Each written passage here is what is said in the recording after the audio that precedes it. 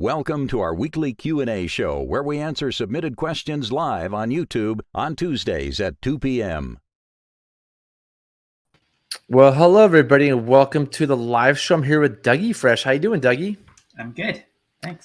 So what we're doing here is just answering questions I've received during the week. I get a lot of questions by email or Facebook or different ways that I can't possibly answer. It's hard to answer back because it's too long to email and I can't quite provide context and go into detail. So instead what we do is we put the questions in the show and then Dougie helps me answer them. And we do the best we can. And those of you that are watching that are experts, you can help us answer them too, because Dougie and I don't know the answers to everything. Although it would seem like between us, we should, Dougie. You should know everything. I should, but I don't. We have a new thing, Dougie. We're giving away prizes too. So anybody who out there who's a member means you pay a couple bucks a month to help us out. If you help answer a question well and Dougie likes your answer, you can choose from a pair of used Cobra Orlocks or a pair of used NRS Orlocks. Although you shouldn't take these because they will break your oars potentially. I wouldn't recommend them, but we have them because I don't like them. You can also choose an emergency blanket as a prize or Tim Palmer's book, Rivers of Oregon. So if you help us answer a question out there, we'll send you a prize for helping us out. And yeah, you ready to get started, Freshie? Yeah. Okay, let me open up this first question. And so the first one has to do with frames. And so for the Grand Canyon, Dougie, would you prefer a welded frame or a breakdown?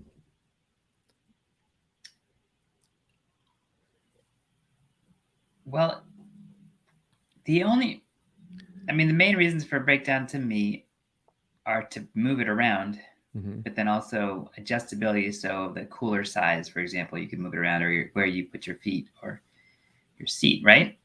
What other advantages are there of breakdown? I mean, to fly it in. Right. Or to hike to break it down to travel. Yeah. And then adjustability. Yep. Yeah, what do you think? Yeah, I don't see any reason why you would want to break down on the Grand Canyon. Yeah, okay. Because as long as you know your equipment size, huh? Yeah, as long as you have the frame correct. Now, if you're just throwing a bunch of stuff in a car and you're hoping for the best, you might want to be adjustable so you can move things around. But it's what is it called? Breakdown. Yeah, breakdowns. They're never perfect. They always give a little bit somehow. So there's some disadvantages of their breakdown. One of them is they kind of give a little bit, and two, where they're connected is a possible failure point, because a bolt can break or a fitting can come off, and that can create some issue for you out in the field. So I would always, if I could, choose a fully welded frame. Are the welded ones these days mostly aluminum? I think so. I mean, we use steel ones for all of our trips. This question says they used I've always run a fully aluminum hand-tigged frame. Yeah, I mean, that would be sweet. A lot of frames are aluminum now just because they're lighter. And people like lightweight stuff. Do you like lightweight stuff, Fresh? I love lightweight stuff. I know you do. Not very strong. So, all right, let's move on. That one's easy. All right, need help on oar length. Air 14-foot destroyer, sport cap frame, 66 by 80 inch more times to get 3.5 distance on each side, or attaches the frame and making it 73 inches. Oh, okay. Oh, says one. So, okay, cool. This person knows about my equation. Yeah, that's pretty cool. And so is it? I guess he's asking: is it 1.63 times 66 inches, which is the width of the frame, or 1.63 times 73, which it looks like that's the width of the frame plus the oar mounts? Yeah. And yeah, I mean, I did a video about this. I'm going to bring up Google here. I'll just let's type in rafting oar width and see what comes up. So first of all, here's a quick, I mean, Google's pretty sweet. It says 66 inch frame. It says 9 to 10 foot oar. So he was guessing 9 or 10 feet. So it looks like he's in the right area. And I have a video here about this. On every vacation at a Verbo home, there's but someone I would like check. you. I would go down to this video. Is this? Hi, welcome to the Gear Garage. My name is Zach. I would go. Oh yeah, here it. Choosing the right oar length. Hi, welcome to the Gear Garage. My name is Zach. This is my little internet show about whitewater things. And today I want to talk about oar length. This is a question I get asked a lot. I've never had a really good answer. And I have thought about this a lot over the past few weeks. As you can see with my diagram. I came up with this equation for oar length. And in the video, in the beginning, I'm pretty sure I say you want to measure the distance between the oar locks. So it's not how wide the frame is, it's how wide the oar locks are. So take the distance between the oar locks and multiply by 1.63. So I would say, since the distance between the oar locks is 73 inches, it would be 1.63 times 73 inches to go 9.9 foot oar. And the question mark, I'm guessing the question marks are there because this person thinks that's long. And I think traditionally, I think that's a sweet 10 feet's a sweet length for a 14-foot cat. I think your frame's a little bit wide too, I'm guessing. Yeah, it seems like the oar locks the oar towers are sloped quite a bit. I can't really visualize it, but it's like 7 inches. So 3.5 inches. I guess that's not that much that they're sloped out. I have those oar towers here somewhere. Okay. Where are they? 8-inch towers. Yeah, I guess if it's 8 inches, that wouldn't be very much slope. Oops, these are some 8-inch oar towers right here. And it kind of depends how you use them, right? So if they're like pretty high up like this, it might be like 2 inches over, I don't know, 3 inches. If you splay them out, it's more. So it depends also how, because these hook on these are the old NRS oar towers, you can do different outness. So it depends how out they are. And so the real key is how the distance between the oar locks. I'm guessing, I wish I had a tape measure. Oh, I'll do a tape measure here. If they're straight up, the way I like them straight up, it adds an extra, 3.5 inches. So it looks like he's running them straight up. And yeah, I mean, we swear by this equation. One of my guides, I mean, I even don't follow the equation exactly. And Brody is like, no, the equation is the only absolute in all of boating. Like the 1.63 is the answer in every case. So, I mean, if you're nervous about this, go with 9.5. I'm going to say 10, but the 10 is going to require that you are properly managing oars and rowing with proper form, and your oars will probably touch or near touch when they're inside. If you like to have a big gap, they might be a little bit long. But when we run oars, we run them so they're almost touching on the inside. And people will say, well, you hit your thumbs. And I'll say, okay, maybe. But you're rowing up here, not down here normally. And just don't put your thumbs on the end of your oars and be careful. And the more oar you have inside, the more power you're going to get because it's a lever, and the more natural counterbalancing you have because there's more oar inside. So I'm gonna say go 10. I bet a lot of people will say go 9. And if you want to just split the difference, go 9.5. So I got a question for you, Zach. Yeah. So are cats typically wider than this 14-foot cat? Is that typically wider than a 14-foot raft? I don't know. I mean, 14-foot rafts have different weights. When we run, so our wing 14s, those the wing you ran for us, we run 10-foot oars on those. But do you know how wide the boat is? I can look it up. Let's go back to Google. What's the length of that wing? Wing, it's a 14.6. Okay, that's right. So wing Williamson. Let's see if we can find that boat. Whitewater rafts. So on that, and when we're running on our rowing schools, like 11 and 12-foot cats and 13-foot rafts, we're running 9.5-foot oars. And so it looks like do you see this drawing? Is this up? Yeah. So the boat itself, the width is 84 inches, and the tubes are, let's see, where are the tubes? Well, the boat's 84 inches wide. Okay. So that's about what the oar locks will be at, maybe a little narrower. And so 10 foot fits this one pretty well. And he was saying 73 is what his oar lock is 73. Yeah, our oar rights. Sorry. So what we're doing. Maybe it's not wider. No. So what we're doing, let me try to find this out. It's 84 inches wide, and I think these tubes are 22 inches. 22-inch tubes. So the distance from the top of the one tube, the top of the other tube, would be 62 inches, right? And so that's probably where the frame would sit. Yeah. And then you add 3 inches at the top of that, you're at 69. And what was he at again? He's at 73. 16. So you're at 69 and you run 10-foot oars. Yeah. Okay. Yep. So I like to, so like in my equation in the video, if you Google, just Google we did earlier, oar length rafting, and the video's down there. I say multiply by 1.63. And if you have good oar management, maybe add half a foot. If you have bad oar management, maybe just take off half a foot. But Brody would say, no, you always follow the equation to the T in every example. So I bet you though, yeah, I mean, going back to the Williamson, whatever frame we're putting on it, and I don't know how the frame, I'm just guessing. I'm just ballparking those numbers. Mm-hmm. Whatever frame gets us to the 10-foot oar, because that's what we're throwing on this boat. And you rode this boat with those 10-foot oars. Yeah. So I would say a 14-foot boat would match. When I run that little 10-foot cat or 11-foot cat on the wind, I run 10-foot oars too, because of the power it gives me. It's just the oar management's more difficult. And that frame is really wide. So it's not about the size of the tube, it's about the width of the frame. And I think his frame, I'm just guessing from the math, is a little wide, which is good. It's really good that it's wide. All right, ready to move on, Fresh? Mm-hmm. Next. Oh, we have comments. Oh, we probably have help here. Oh, man. Let's go back to this.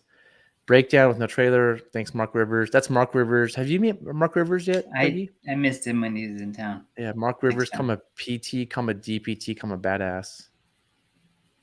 18, boat flex down, friend. Ability for the frame to flex a little. Maybe it's good that the frame flexes if the boat flexes. I don't know. I don't think so, but it makes sense. Yeah, Sean says the width back the same. It's about the oar mount. And I would say where the actual, not the mounts. So if I was to measure, I wouldn't measure actually here. I would measure where the oar lock is. Because sometimes if it's splayed out a little bit, the oar lock is a little further away. Mm-hmm. So if I'm going to measure to the center of the oar lock. But the oar mount is close enough. But I feel better after a little tweak. My oar's cool. Yep, she agrees with him. Nancy, that's a good question about oar's height. So it makes a difference. I wouldn't say a big difference. I think when I looked at the math of the whole thing, there's a lot of things that make a difference, like the tube diameter, how the seat, the cooler height. There's a bazillion factors that make a difference. That the one that makes the biggest difference by far is the distance between the oar locks.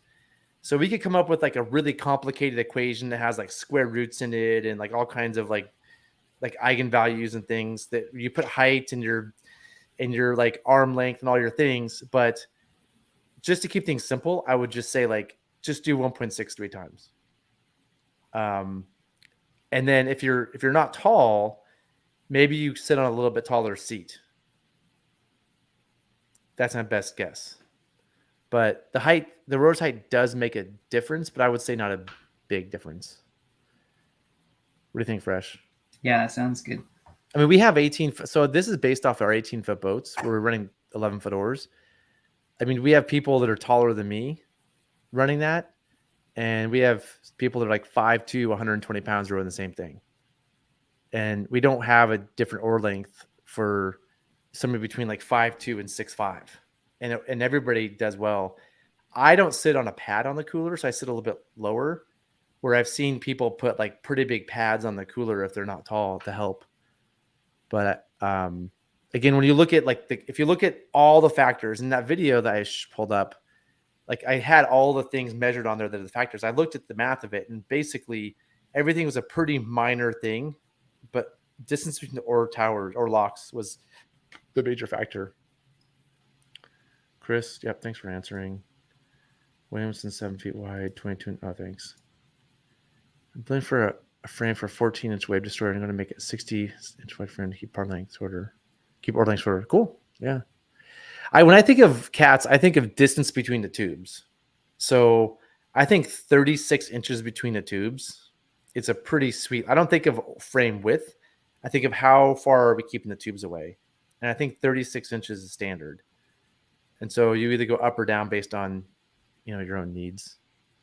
And that 36 inches is good because of it's just standard. It's just I just think it's like railroad tracks. Like people just decided on the width, and it's the width. So like all my cats are 36 inches, and I just like it. You're talking from the inside of one tube to the inside of the other tube. Yeah. Okay. Yep. And then how wide the top part is, just depends on a lot of factors too. But like I try to keep the tubes 36 inches apart on a normal like 11 to 14 foot boat. But you might want a wider if you're running big water or having a lot of weight, maybe. I don't know.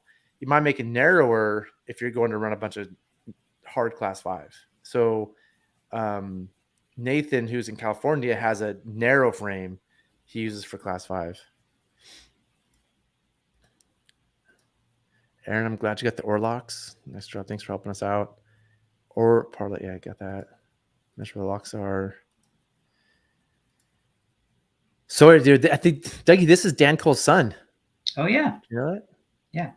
Yeah, send it to us. Yeah, if you can. Aaron's on the Subway, so send it a different way if you can to not Aaron. Practicing rolling while we're kayak. Took a class and success, but need to be more consistent. Aaron, what's your advice? Or sorry, Dougie, what's your advice for rolling a kayak?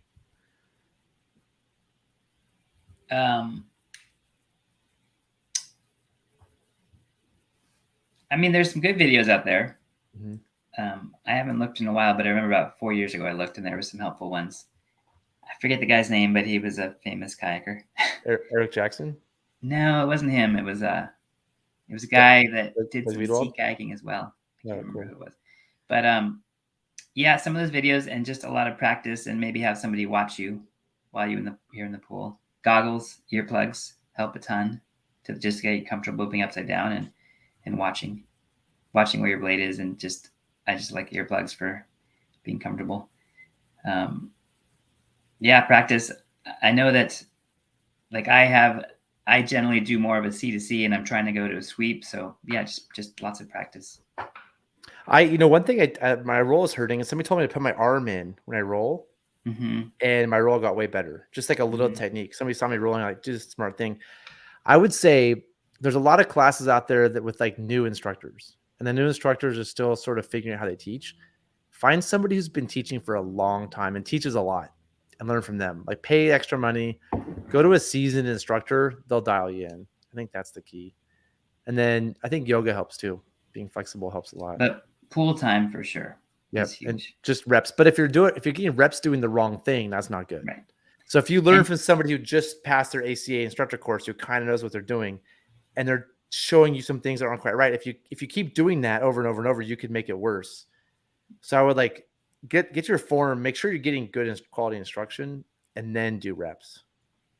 And for the reps, be careful of not overdoing it at a pool session, because it's not that great for your shoulder. It's a lot of tweaking. So do it for a while, but don't go crazy. Just do it more frequently rather than a whole bunch at one time.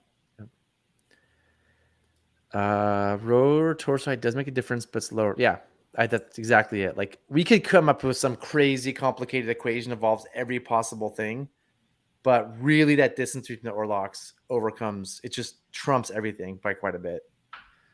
So I would, yeah. Oh, look, you got a heart, Dougie. Classic freshie.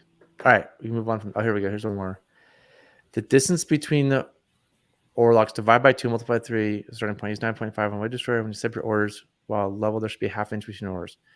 So I think that's, David, what people taught. This is like the most simplified thing possible. Like just divide by 2, multiply by 3. That means multiply by 1.5. That's what you're saying. Multiply by 1.5.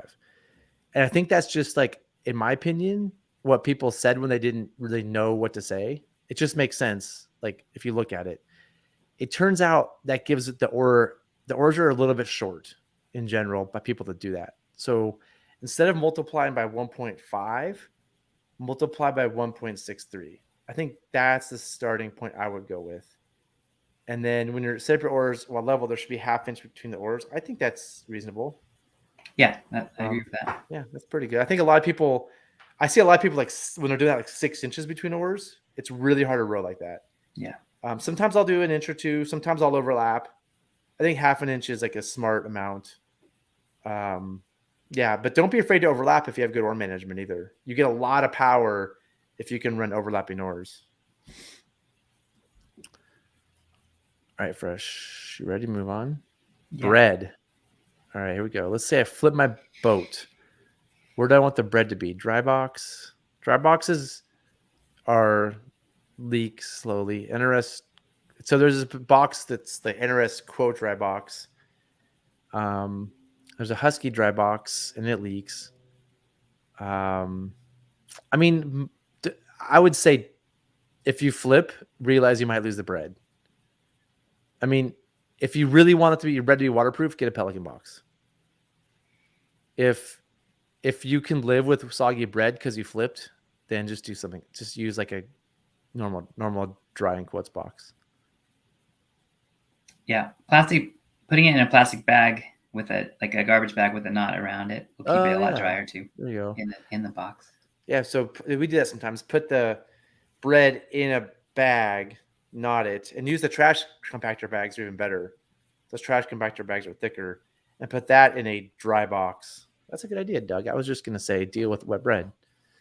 That's why you're here, Fresh. Good thing I'm here. Good thing I would have just said deal with it.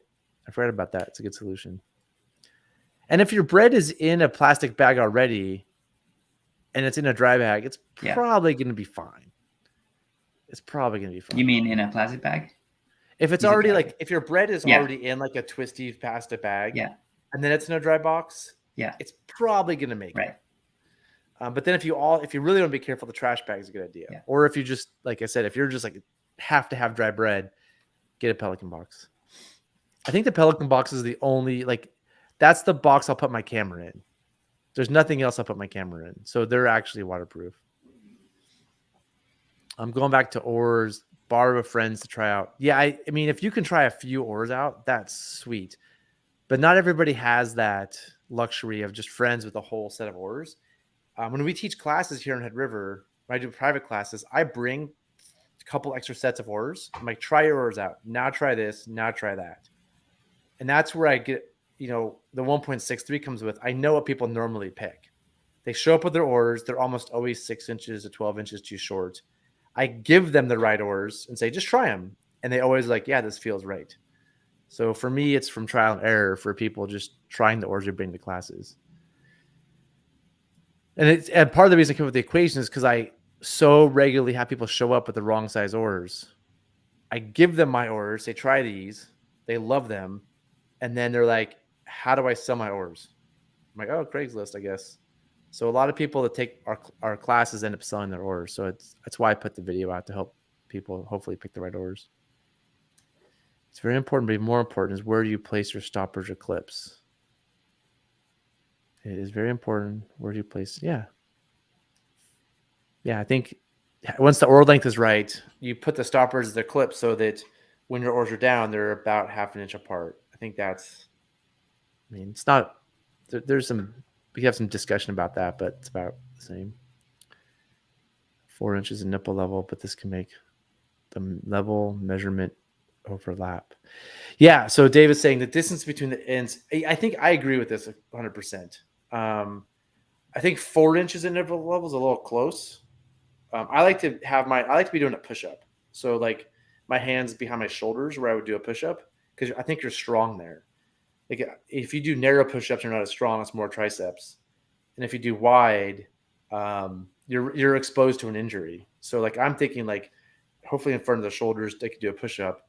And so if it's here, that looks like about a foot, maybe more. If it's here, it's usually like about to touch here. What Dave's doing, if it's your choice. I mean, it's great. I mean, the downside is you're a little weaker, but you also have a longer length from your oar tower to the oar, so you're getting more leverage. And so although you're using weaker muscles, you have more leverage, and so you're powerful. You just have to be able to, when they're down low, you have to be able to, you can't push them together and pull them together. You have to do like a little bit of an overlapping like motion. Instead of doing like pushing like this, you're like doing them like that sort of. I don't know if that makes sense. Isn't that called portaging? I don't know. Okay. That's what I've heard in the past. Put bread in vaccine. Oh, that's a good idea. That's good. That's not a good way to go. Peter does his the same way, Dave. Sweet. Yeah, that's great. I normally see people go too far apart. I'd rather have you like here or closer. Far apart, I'm not a fan of. You don't have much power, and I feel like your shoulder is exposed to an injury. No more than an inch between handles for good balance. Huh? Yep. Sweet. I'm with that. Thanks, Dave. I think David. Well, man, Dave. You have. Thanks for all your help. This is really nice. All right, should we move on, Fresh? Sure. We did that one. We're running gear boat for otherwise all kayak trip needs to sort out where to put food in our kitchen without buying a second dry box. I put it in a dry bag. And give her just sort out where to put food in our kitchen. Yeah, we've put a bunch of stuff in dry bags before. It's not the most organized thing, but it works. Mm-hmm. All right. Another one. I might hop on a low water Zoe. So you start in the middle at 0.63. You didn't start at 0.63. You started at probably a 1.63. The lowest I've ever heard of the middle fork being is 1.32. So it was probably 1.63. Flew some stuff in Indian. We scraped and bumped with squishy boats, but had a great time and no major hangups. Is this a question? I might hop on a low water Zoe soon. Oh, here we go. Part 2. Can you compare the Selway at low water to the Middle Fork salmon? Harder river for sure, but where is the too low for 14 rafts level, given a strong crew and a fun can-do attitude? I mean, I've only done the Selway once, so I can't really answer this question. I know I have friends who have gone in August with 13s, and I think that was the right size boat for August. That's all I know. Do you have anything here, Freshie? I don't have any input. I've never done it. Okay. Yeah. So, man, I don't know. Harder. Where is it too low for? Unfortunately, that's a good question for Aaron. When he gets back, Aaron. So how's Aaron? So Aaron's on the Selway right now. He gets off, I think, Friday. So he's gonna miss the Friday show, and then I'm going to the Middle Fork next week. So, we're taking turns being here.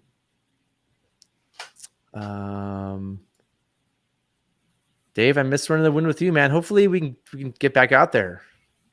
Is this Big Wave Dave? Oh, yeah, this is Big Wave Dave. Hold on. 90 inches between oarlocks times 1.63 equals 1.12 foot oars.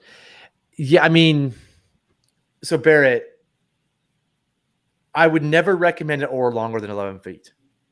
I think once you get past 11 feet, it's obscene. And I don't think 12-foot oars, it's really hard to make 12-foot oars. So I would fix the 90 inches between oarlocks. That's the problem. That's in a ridiculous amount of distance between oarlocks. So I'd either run 11s I wouldn't run 12s. I would run 11s. But there's probably some interesting reason why you have 90 inches between oarlocks. That's a lot. Yeah, that's a lot. I'd love to see photos of this. There's definitely something going on. Like your oar towers are really wide, or there's something going on here. Interesting. Portage is forward rowing.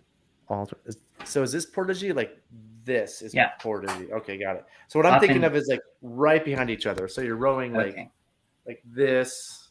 They're like right. It's like following right behind it, but you never do them together. Yeah. You're thinking of like this. This is like cycling. 1.63. Yeah.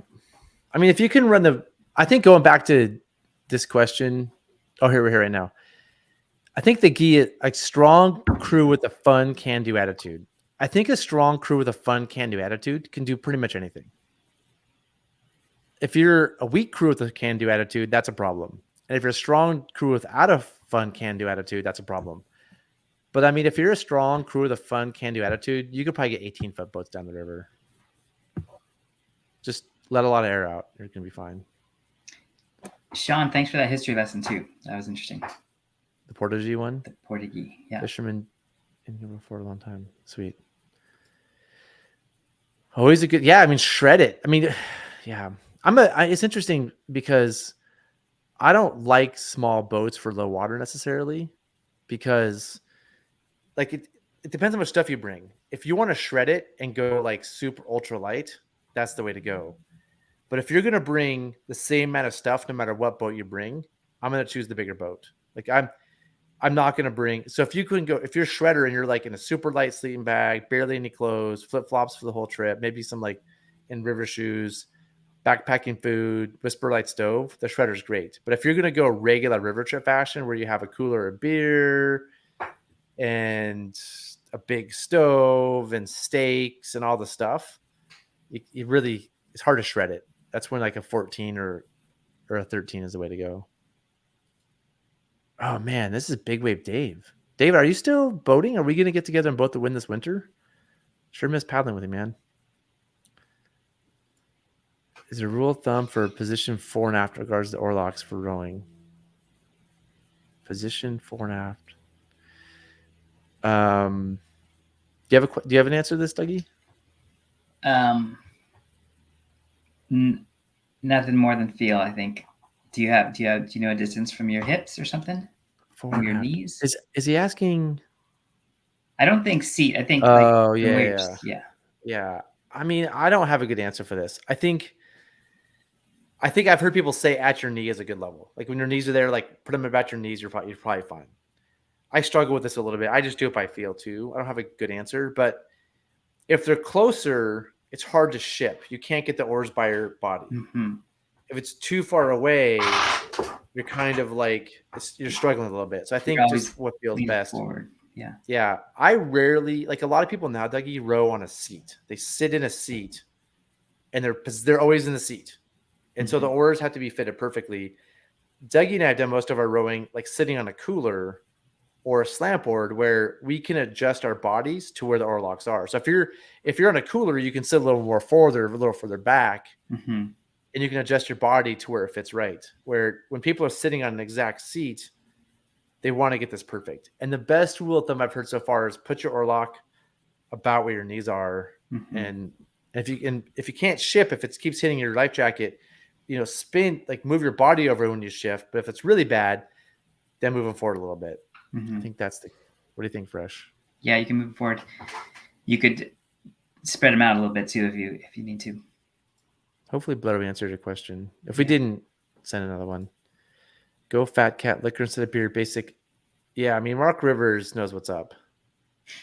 Yeah. I mean, Mark Rivers has done a couple of Grand Canyon trips in like 11-foot boats where everybody's in 11-foot boats, Freshy. So he knows how to go light. But, I mean, I think if he went, I bet Mark's next Grand Canyon trip, he's taking an 18. That's my guess. The Fat Cat will carry more. Yeah, sure. Yeah, I don't think it can carry much gear, but it's not going to carry a six burner stove and a full beer Yeti cooler full of beer, and it's not going to carry all the stuff Dougie brings. You should see the entourage of stuff Dougie brings. I just took a pocket pad for the first time. Ooh, did you like it? Great. I did. It's big though, that's for sure. It is big. It's bigger than a Neo Air. That's what happens. If you're hitting your chest a lot, just move them up a little bit. Yeah, just move and just get the feel where they're at. I think you're fine. I think it's fine. The other thing is, again, we rarely ship both oars at the same time. And so if you're hitting your chest and you're shipping, you do sometimes you have to lean. So usually when I ship, if I'm doing tight stuff, I do a quick lean and a quick lean. So like I'm not doing this, I'm doing this to do a double ship. Yeah. So shipping does usually require a lean, especially if you have a belly like me and you're wearing a big old PFD, which you should be. I always liked oarlocks just back of center of the boat, but move the frame around based on other factors. Yeah, I think there's two confusing questions here. How far do you put the oarlocks from your body? And then where do you place the oarlocks on the boat itself? And I think Sean's answering where you place the oarlocks. I would say ideally oarlocks are at the center because you'll pivot much easier. But sometimes you can't do that based on. I wonder if there's any advantage to having just back of center, because I've heard of that. I think I heard that a lot. Just like 2 or 3 inches back of center. I think that ideally for spinning, they're in the center. I mean, that makes sense. That's the reason people put them behind the center is if they have paddlers up front. Right. Like you want some space between the oars and the people sitting up there. Mm-hmm. So like all the frames are like 3 or 4 bay frames. You put the oar locks a little bit back and you sit back. So there's space. If your oars go forward, you don't smack them out of the boat. Mm-hmm. If you don't have people in your boat, I would, if in an ideal circumstance, I would want my oar locks at the center, but I run them way back all the time for a number of reasons. We didn't go light on the Fat Cat Graham trip. I'm sticking to my 14. Okay. All right. Yeah, but the 18, Mark. Think about the 18, how cozy that would be. The worst inmate guy's way of buying an overnight cat would be 18. Yeah, I'm not a fan of overnight cats. If I'm a cat boat, an overnight, it's gonna be backpacking, super light. Did you have gear on your boat on the Subway? A tiny. I had an 18-foot cat. There was me, Heather, and 2 dry bags. Yeah, it was pretty easy. Using a Jimbo. Yeah, there you go. That's the ticket. That's gonna be sweet, Blair. I can't wait to hear about it. Like that Jimbo is designed for that kind of trip. The Jimbo is the let's see. The Jimbo is the Wing IK. Let's see if I can find it here. Inflatable kayaks. It's this boat that we worked with Wing to design for our Chetco trips and for other overnight trips. And so you can see here, he has a big dry bag in the front and a small dry bag in the back. But I've run, these are our dry bags for our Chetco trips. I've run this with 2 dry bags stacked up in front of me and 2 stacked behind me, and it handled the load well. This boat can handle a lot of weight for a multi-day trip. All right, here we go. Launching from Boundary. Go back to here fresh. Next 27th. Would you go backpacker style on 13-foot cat or pack late on a 14-foot or 16-foot round boat? I'd bring it at 16. I would not bring a cat. It's all about it's not about how big your boat is. It's about how deep it sits in the water. Right? The Middle Fork isn't about that. It's not that much about getting through narrow places, which I think the Selway is. I think sometimes the Selway gets too narrow. Like Ladle, there's narrow slots. The Middle Fork's about shallows. So you want to have the boat sitting as high in the water as you can. So, I mean, I took a 22-foot sweep down at 1.48. If a 22-foot sweep can get down the river, a 16-foot round boat can get down the river too. So I would, all things equal, I'd go 16-foot round boat. 14 be fine, but I wouldn't. The problem with the cats, and we see people on low water Middle Forks with cats all the time getting stuck a lot because the tube sits so deep in the water. So they do find in some of the rapids, but in the big shallows, people are just dragging them through the shallows because those tubes sit so deep in the water. But the tires need to run about. Yeah, makes sense. Orlux is sent a deal, but personal ergonomics trump that. Yeah, what do you mean personal? Why would personal ergonomics trump that? I don't understand, Dave. What are the personal ergonomics? Okay, that makes sense. I guess 18 has more draft in the wind. 18 is great for 2 people. Yeah. Yeah, an 18-foot raft is better than an 18-foot cat, in my opinion. But you're a cat lover, so I get it. Sleeping on a cat, yeah. Went 1.63, 14-foot boat. Somebody flew some weight in India and picked it up there. Yeah. 14-foot is a good boat for the Middle Fork at low water. I just think a 16 is better. We saw a lot of people last year flying in their whole trips. They all had 13-foot boats. They didn't think about their gear ahead of time. And so we'd watch them put way too much gear. They'd bring the same amount of gear they'd bring for their like big boat trips, but just bring smaller boats. And we'd watch them stack the stuff up on these 13s. And when they launched, they'd get stuck because the boats were sitting so deep. So if you go smaller boats, you also have to bring a lot less stuff because you're just going to, if you normally bring a 14 or a 16 and you go to a 13, that boat's just it's gonna be narrower for the chutes, but that's not, the width isn't the thing. It's how deep it is in the water. Am I explaining this right, Dougie? Yeah. A 16 cat backpack style. Yeah, that's a way to go. Yep. Sean, I think Sean is winning the prize so far. He has this answer really puts him out front for winning the prize so far. All right. Want to move on another question fresh? Low water trips. Okay, we answered that one.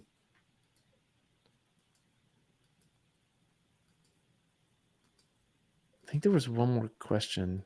Did I get all of them? Hold on.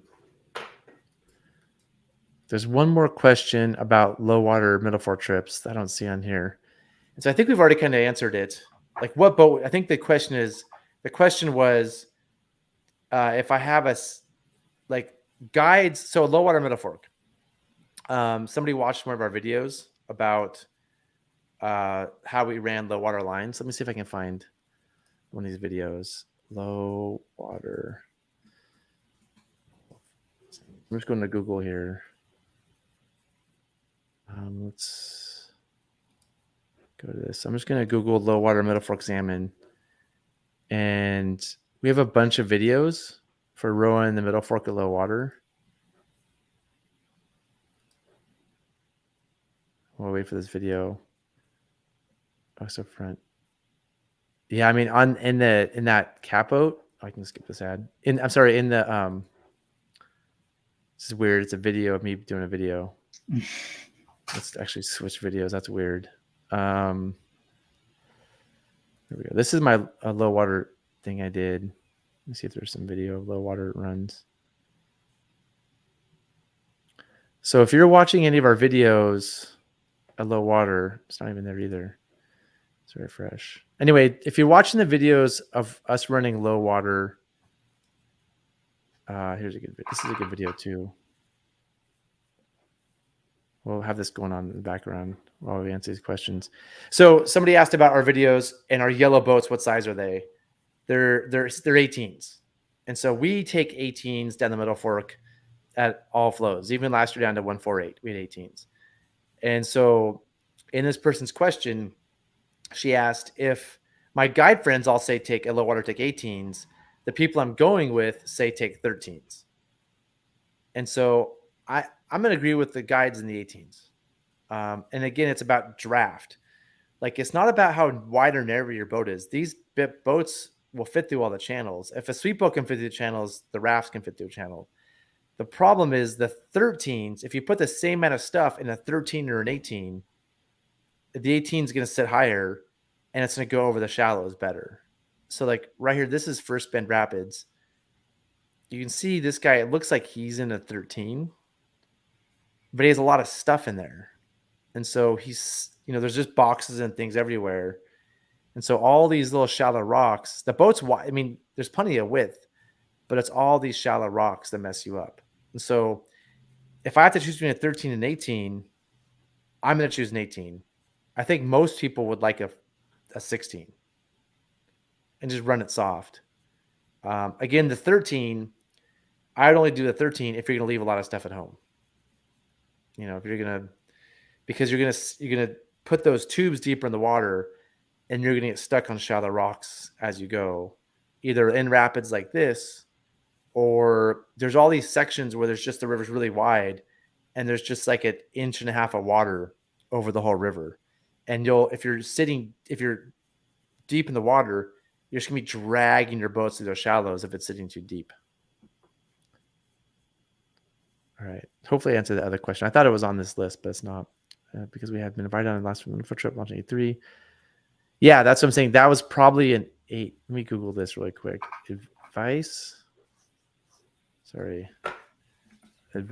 for running middle fork at low water. Oh, this one. Yeah. So this one we were kind of watching earlier. I think this is the one where they're all 18s. Well, let's go back. That's an 18. This is one of our guides neck running an 18. If all of this gear was in a 13, it would be brutal.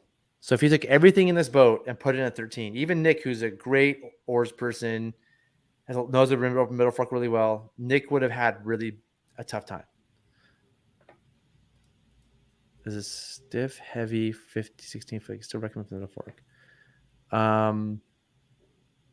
Yeah. I mean, the problem with the Vanguard, it's not that stiff, actually. It's probably not. I mean, stiff would be like a Sotar or a Wing.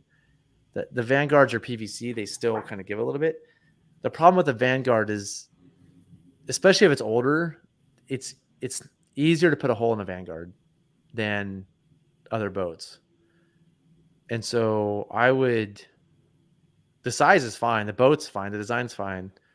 I would just be hesitant personally with the Vanguard. I definitely have a really good repair kit. And I think just bring a ton of tear aid. I would just bring a ton of tear aid just in case. But I would be very concerned about putting a hole in the floor. Like having like a box or something that gets pinched between a rock. Like the floor gets pinched between the rock and the box. And those Vanguards are more likely to hold than other boats. And when you put a hole in the floor, it's a really annoying thing to repair. You have to pull everything off and then patch it. Where if you just put a hole in the side of the boat, it's not that hard to fix. So I would take a 16-foot Vanguard, but I'd rather have a 16-foot high side or Sotar or something that's, in my opinion, more durable. Now, you may think it's the most durable boat in the world, and I'm wrong. Awesome. But my issue would not be the size. I think the 16-foot is perfect. I think it's the Vanguards, especially if it's like 6, 7, 8 years old. I'd be a little concerned with putting holes in it. And in that case, just get bring a lot of Type A tear aid, and that should fix most things if you get holes in them. The Type A, Zach, is leave it on for longer before you use it? Is that? I mean, there's Type A and Type B. They say Type A is for, I think, urethane. The conventional wisdom is Type A is urethane and Hypalon, and the Type B, it says it's for PVC on Type B. But if you dig deeper into this, the Type B takes 24 hours to cure. The Type A cures immediately. And I've done some like right here. This is where you want a big boat. If like things like these shallows. If he was in a 13 right now, he would just be getting hammered. This is Pinball, one of the harder rapids on the middle fork at low water. And see how he's even pulling. He's sliding over all these rocks because he's not sitting very deep in the water. But if he was sitting, and up here it gets real challenging. This move between these rocks up here is real tough. The 18 fits in all these places. It's not the size of the boat, it's how deep it goes in the water. Oh, Nick, please make it. Please look at that beautiful ship on the right. Like he makes it. This is a hard rapid at low water. He does great in that 18. So the Type A bonds immediately, Freshie. You put it on and it's good. Okay. And I've experimented with both Type A and Type B, and I'm just convinced Type A works for everything. And just to leave the Type B at home. And the Type B, because it takes longer to adhere, it leaves a gooier mess. When you pull it off to do the repair, there's a gooier mess. With a Type A, it comes off a little bit easier. Nancy, hopefully I answered your question. I thought your full question was in the thing, but I didn't put it on there. Do any outfitters have to reduce flow rescue courses? I don't think so. I mean, the outfitters and salmon don't offer the courses, don't provide the courses, but they sometimes bring instructors in from outside to do courses in salmon. Probably not in the summer because everybody's really busy. Probably in the spring. Yeah. Look how well Nick's doing. Man, he's run great. Well, Fresh, I think that's the end of our. Oh, he can Ramsford here. This entrance can get really shallow. So I was just going over these shallow rocks. You load down at 13 and you would have been stuck back there. But Fresh, I think that's the end of our questions. Sweet. Good job. Do you have any? Yeah, good job. And thanks everybody for watching. We do our best to answer them based on our knowledge and experience. We're probably wrong about a lot of stuff. How much stuff do you think we were wrong about, Freshie? Maybe 8%. I was thinking 20. That's generous. Wait, how much stuff do you think I was wrong about? What percent? Well, that's probably the 8. Okay, and you were 0? No, I wasn't 0. I was probably 8, or I didn't chime in as much as you did. So, but what percentage of the things you answered do you think you were wrong about? Oh, okay, I'll go with the 20 for me. And what percentage do you think I was wrong about? 8. Well, then the average of that is, since you spoke less, is probably more like 12. Yeah. Okay, so we'll go with 12. Okay, this move, Nick. This powerhouse is one of the toughest moves at low water. Nick is crushing it. This move back to the left. Oh man, it does help. He knows where he's going, but this move right here, fresh. And he's pushing too, huh? He's pushing. I think he needs momentum because he has to go over a rock down here. Oh, there he goes on a pole. This move right here is maybe the most amazing. This in the chutes, getting left of those rocks. So like let me pause it. See those rocks to his right? Some people try to go through those rocks. And if you put an 18 between those rocks, you're going to get stuck. You're not going to make it. But a 13 might make it through. There's a line here. There's lines for everything. And if you hit the line. You mean right where his oar was over? Yeah. So see when you're looking, I don't know if you can see from this angle. Let me try to catch it. This line in a sweep boat is so hardcore, Dougie, because you have to take the same line Nick's taking here. It's like see just to his left, there's 2 rocks. Let me put the cursor there. There's that rock and that rock. Yeah. So some people attempt to go between the rocks. Like I tried to put a sweep boat between them once and got really stuck, and it was kind of a mess. I've learned you have to go above this rock right here. Do you see my cursor right now? Yep. So you have to go like upstream of that. So that's why he was pushing to really drive momentum to the left. And then once he got spun around, he was like pushing left or pulling left. But like that move is really hard.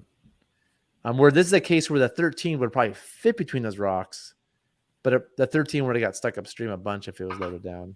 So his right oar is in a little bit, like maybe 6 inches. Left oar is not. His left oar? His left oar is at the oar stop, and his right oar is in a little bit. Oh, yeah. The guys are running insies outies right now. Okay. Like they don't run against the oar stop. They like the oar stop to be at the top sometimes, and they're adjusting the oars all the time. I'm not a big fan, but our crew is doing that a lot where they're just like, they're constantly moving their oars around this way too, which is some pretty advanced stuff. It might make your oars last longer. They don't always pull in the same spot. Oh, not the oars, the oar apps, you mean? Well, that too, but just the stress point on the oar. Yeah, that's a good point. Yeah, maybe they're saving me money by not breaking as many oars. They've actually, the past 5 years, we haven't broken that many oars, knock on wood. The crew's been really good at, and we had low water. They did a really good job of not breaking orders. And I think partially those Sawyer composites are really nice. Yeah. I've only ever floated town through you there. Only ever floated through town you there. Cool. Trying to buy a bread pelican. Where should I give her? Yeah. I'll a laptop case for tortillas.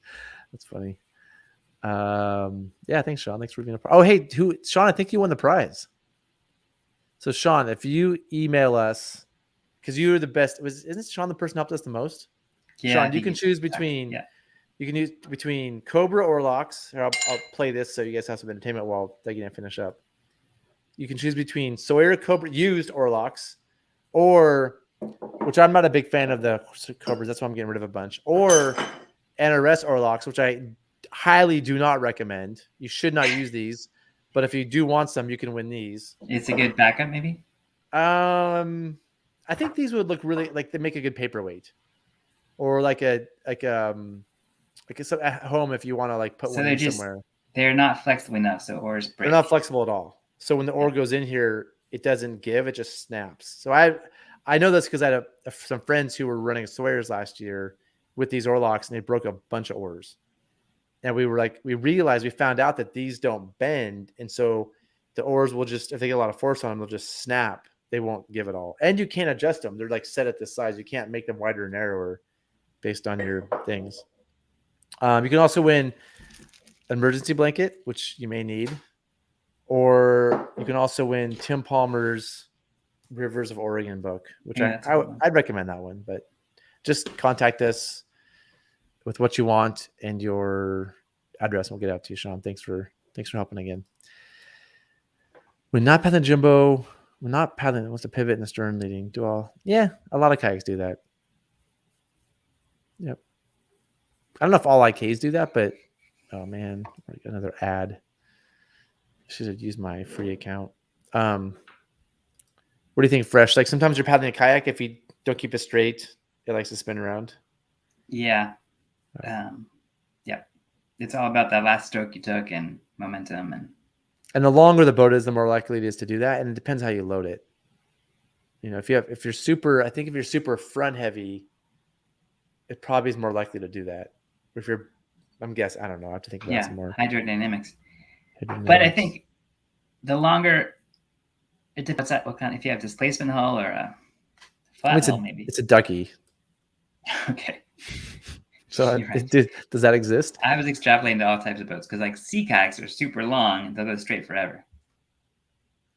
Okay. Well, before I finish, here's the chutes, and the chutes at low water is brutal. This is where this entrance is so shallow. Right, this is an 18. You get a sweep boat through here right now, but it's right here watching it go over all these shallow rocks. This is where having the boat not sit very far in the water. You can see he's just going over them. So a big boat allows, again, the boat doesn't sit very far in the water, and he's just nicely going to rock. If you're in a 13, you're still stuck getting the boat off right now, unless you're going super light. All right, cool. Well, should we shut this down, Freshie? Do you have any final words before we end the show? No, that's great. Nick's doing a good job. Yeah, we're gonna do a Friday show. Hopefully, Freshie can make it. Aaron's not here, so and my friend John, who I just met on a river trip last week, might join. So maybe it'd be John and the Freshie show. Hey, Doug, one quick question before I go. Will you change your name thing to say Freshie Fresh instead of Dougie? Sure. Okay. I think people are confused when I say Freshie. Okay. Okay, cool. I'm going to close this down. Thanks, everybody, for watching. Don't forget to like and subscribe, and we'll see you all on Friday.